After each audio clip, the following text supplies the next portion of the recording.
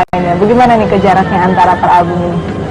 Aduh, Dika belum ngasih jawaban yang tentu ya. Soalnya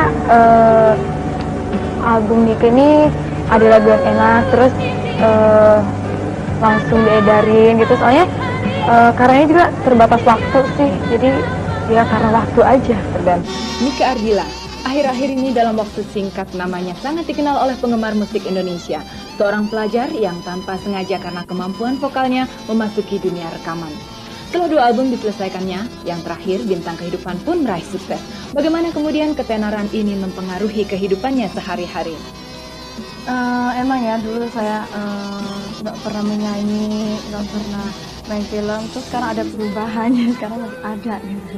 Dan kalau kesibukan nyanyinya terus meningkat sampai suatu saat show-nya bentrok dengan ulangan sekolah, gimana? Doain Keke ya.